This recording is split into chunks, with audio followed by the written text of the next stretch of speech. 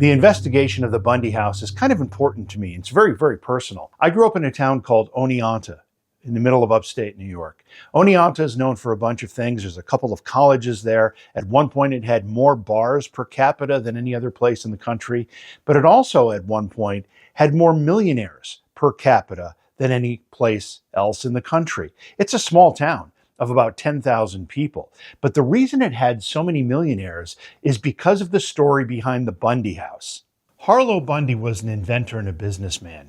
He and his brother invented a time clock, which allowed for the first time manufacturers to actually keep track of their employees' hours without having to have somebody manually check them in and check them out every day. This was a big step forward during the Industrial Revolution because at the time, everything had to be done by hand. So the Bundys invented this time clock that allowed employers to keep track of their employees' hours by simply having them punch in an employee number and the clock would take care of the rest. Now, one of the things that Oneonta is known for is that it's a railroad town.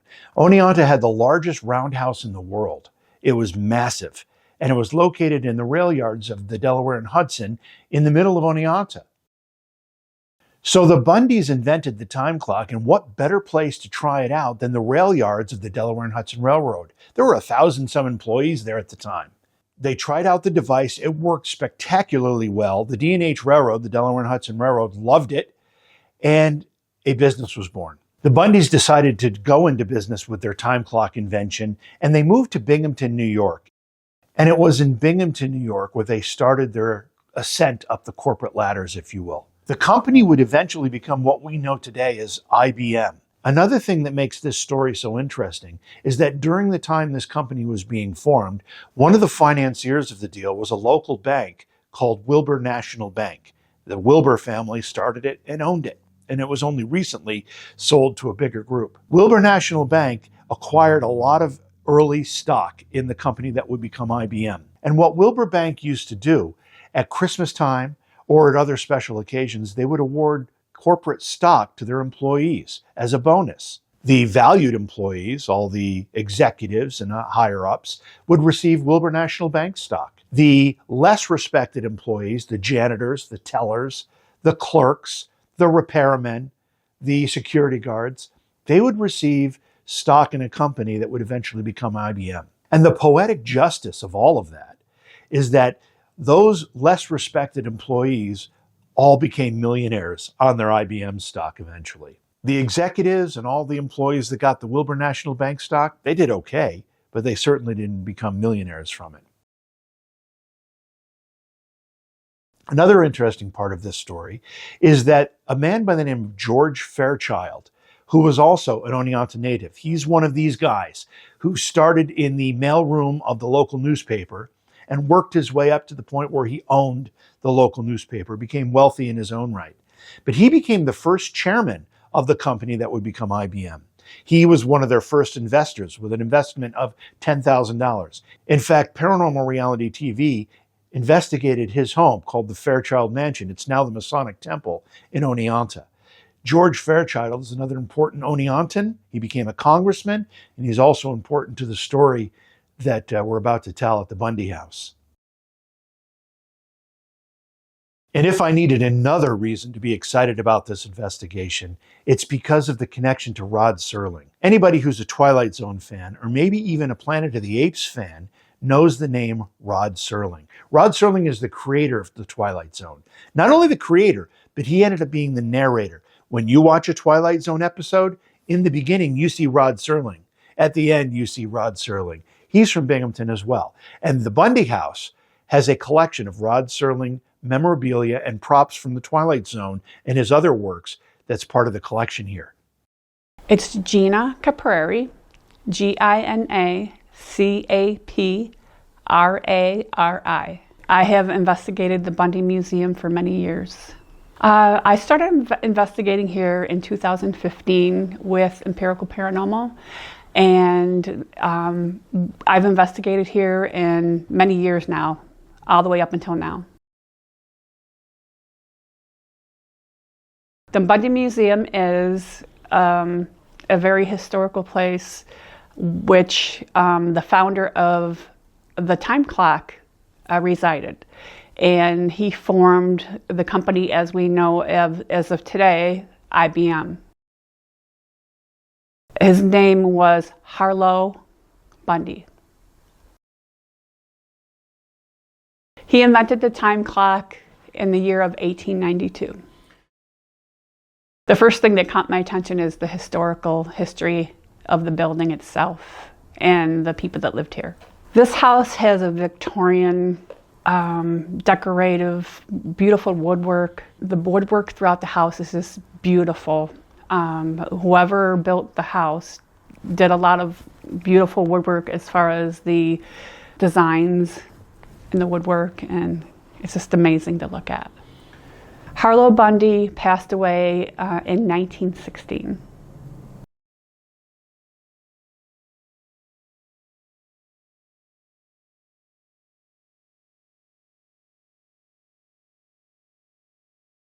There is a lady from the Hampton family that lived here as well. She passed away in the house.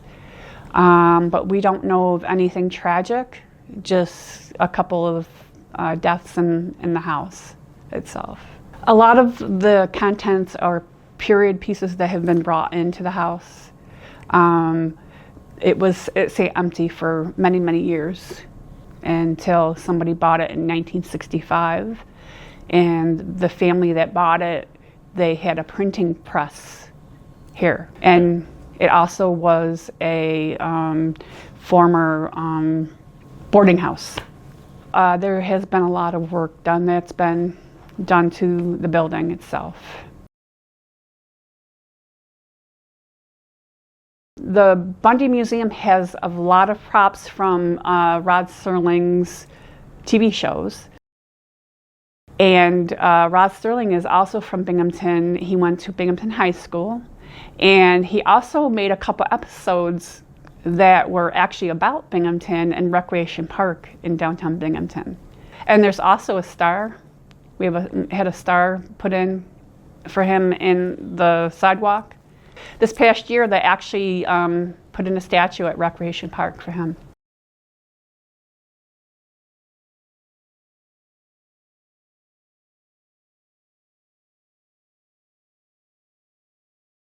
Yes, I've heard many stories of paranormal ongoing in the house. I've heard giggling upstairs in the master bedroom. We were investigating one evening, and we all heard it audibly. And we've also heard it in the basement as well, giggling of a child. So you just never know, like anywhere in the house you might hear children, ongoing conversations throughout the house. We're doing a public investigation here one night, and we heard walking up here, up above us in the master bedroom, back and forth. My son, who was on the team, went upstairs to investigate to see if somebody was up there, and nobody was up there. And then when he came back down again, we heard it again. He went back up there again, nothing. And we've heard it 3 times while we were down here, and there was nobody up there. There was a cleaner that was changing light bulbs, and she set the light bulb over on the staircase and then left for a moment and then came back and the light bulb was gone. We were investigating upstairs in the master bedroom, and off of the master bedroom there is a changing room where Julia would have her changing her clothes and everything. And one of our investigators set up a recorder on a table. We left the room and were in the master bedroom. The recorder slid on the table by itself. And we went over and looked, and it actually slid, and he caught it on an EVP. So. Oh, there's also another thing where one room, there's a doll on the bed in there. The closet, when you open it up, it just seemed like it was like that room was always heavy feeling. And the closet and everything, everybody always feels like something is in the closet. So this is the closet. So this closet right here, other paranormal groups have said that there's a sense of foreboding they get when they open this door and try to go in this closet.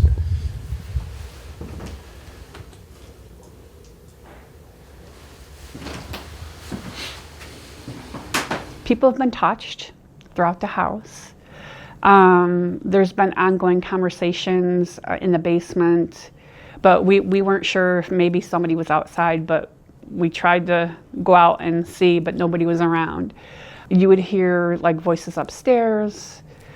We actually, down in the basement, we set up 3 cat balls. I know you guys aren't big on that, but we did set up 3 cat balls, and somebody had one of the bears that lit up. And we were getting hits off of that. We said on a count of 3, light up all the balls in the bear, and it did. And it did it twice. So, and nobody was near anything. Nobody was near the table that it was on or anything. So it was just, we were like, wow. In this room too, there's also the smell of tobacco. But, you know, it could be for so many years, like somebody smoked, it could be in the walls. We you know, we're not sure, but we have smelled tobacco. And here as well, we were investigating one night, and we do use a spirit box, you know. It picked up, which was kind of strange, Endicott Johnson. We were talking about, are we interrupting your meeting here? And who's here at the meeting? And it mentioned Endicott Johnson, which Endicott Johnson used to make shoes in the area. And we're like, okay, that's a name that you don't hear very often, like either on the radio or anything like that. So, and we had Endicott Johnson, and then we asked, would you like a cigar? And we also asked, would you like, you know, like a drink? Would you like a glass of whiskey? And it said whiskey. Then we asked, how about a bourbon? Would you like a bourbon? And it said repeated bourbon. Yeah, and we're like, so are you having a business meeting in this room? And it said yes. He built this house specifically for meetings, business meetings, and things like that. Endicott Johnson, I mean, I haven't heard that in, you know, in a long time.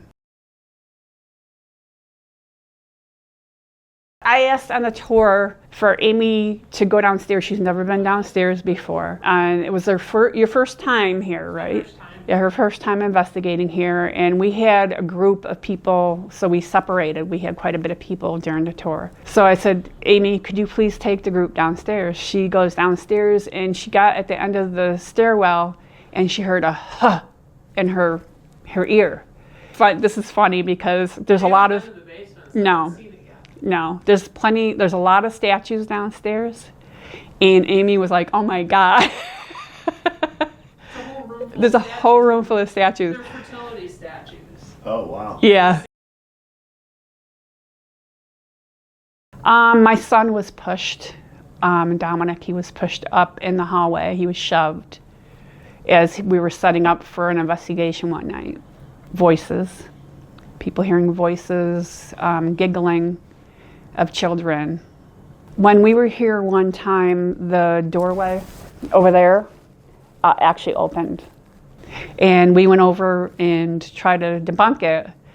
And it's like kind of like a heavy door, and we opened it and tried to see if it would move by itself, and it wouldn't move by itself. So it's a pretty heavy door.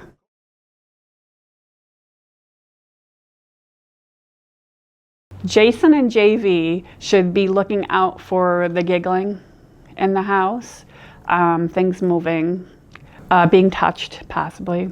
So it will communicate with you.